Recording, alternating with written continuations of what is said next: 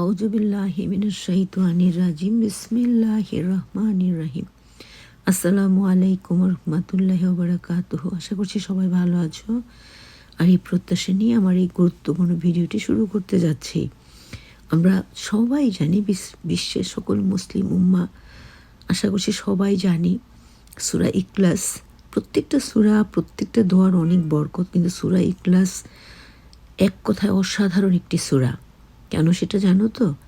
কারণ আল্লাহ পাক স্বয়ং নিজে বলেছেন, যে ব্যক্তি অজুর সাথে সূরা ইখলাস বিসমিল্লাহ বলে, বিসমিল্লাহ সহকারে শুদ্ধভাবে 3 বার পড়ে নেয়, তার এক খতম কোরআন শরীফের সওয়াব হয়ে যায়। অর্থাৎ দেখো, এক খতম কোরআন শরীফ মানে 30 পারা।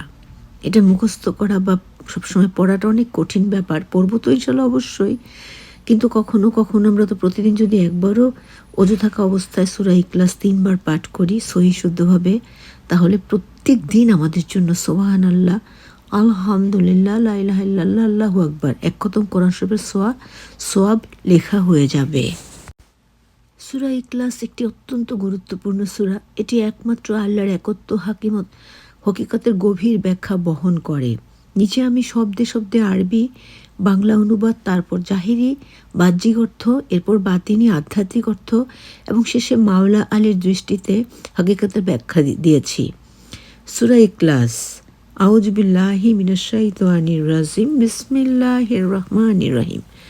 যার অর্থ হলো, আল্লাহ পাকের, প্রথমত শয়তানের অসওয়াস থেকে পানা চাই, পরে আল্লাহ পাকের নামে শুরু করছি। সূরা ইখলাস।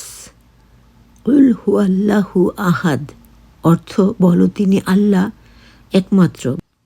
মাওলানা আলীর মতে, আমি এক সেই আল্লাহর মুখপাত্র যিনি হু সত্তা, আহাদ অর্থ সেই যিনি আমার ভেতর আমাকে ছাড়াও আছেন।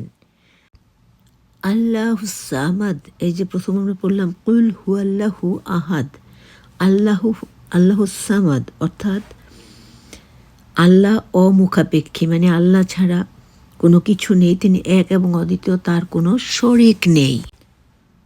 তারপরে আসি লাম ইয়ালিদ ওয়ালাম ইউলাদ। এটার অর্থ তিনি কাউকে জন্ম দেননি এবং তাকেও কেউ জন্ম দেয়নি। এখানে আমরা প্রমাণ পাচ্ছি আল্লাহ এক এবং অদ্বিতীয়, তার কোনো শরিক নেই। আর এটা নতুন করে প্রমাণ পাওয়ার কিছুই না। আল্লাহ যে এক এবং অদ্বিতীয়, তার কোনো শরিক নেই, এটা আমরা মুসলিমরা অক্ষরে অক্ষরে মানে বিশ্বাস করি এবং পালন করার চেষ্টা করি। যারা নবীর সুন্নাহ মোতাবেক, কোরআন মোতাবেক আমরা মুসলিম, আমরা সেভাবেই চলা বলার ইবাদত করার তো মানে চিন্তা ভাবনা করি এবং চেষ্টা করি, আল্লাহ যদি কবুল করেন। আমিন সুমা আমিন। ওয়ালাম ইয়াকুল্লাহু কুফুয়ান আহাদ। এবার আমি পুরো সূরাটা একবার পড়ি। বিসমিল্লাহির রহমানির রহিম। সূরা ইখলাস। কুল হুয়াল্লাহু আহাদ, আল্লাহুস সামাদ, লাম ইয়ালিদ ওয়ালাম ইউলাদ ওয়ালাম ইয়াকুল্লাহু কুফুয়ান আহাদ। এই যে লাস্টের লাইনটি, ওয়ালাম ইয়াকুল্লাহু কুফুয়ান আহাদ, এটার অর্থ হলো যার কোনো সমতুল্য কেউ নেই। সুবহানাল্লাহ, আলহামদুলিল্লাহ, লা ইলাহা ইল্লাল্লাহ, আল্লাহু আকবার। সূরা ইখলাসের বিশেষ মহত্বের কথা আমরা জানতে পারলাম। প্রত্যেকটা সূরারই বিশেষ মহত্ব আছে, কিন্তু এটার যে বিশেষত্ব সেটা হচ্ছে একেবারে অনেক বড় একটা পাওয়া। সেটা কি? সেটা হলো সূরা ইখলাস, আবারও বলছি, অজু করে সহি শুদ্ধভাবে যদি 3 বার পাঠ করা যায়, তাহলে এক খতম কোরআন শরীফের সওয়াব পাওয়া যায়। আমরা কি চাইলেই প্রতিদিন এক খতম কোরআন শরীফ প্রতিদিন কি চাইলে আমরা এক খতম করতে পারি না তো। কিন্তু আল্লাহ চাইলে আমরা এগুলোর মাধ্যমে আমাদের বড় বড় আমলগুলোকে প্রতিদিন আমাদের জীবনের সাথে জড়িয়ে নিতে পারি। সবাই ভালো থাকবে, সবার জন্য অনেক দোয়া এবং ভালোবাসা। আবারও আসসালামু আলাইকুম ওয়া রাহমাতুল্লাহি ওয়া বারাকাতুহু।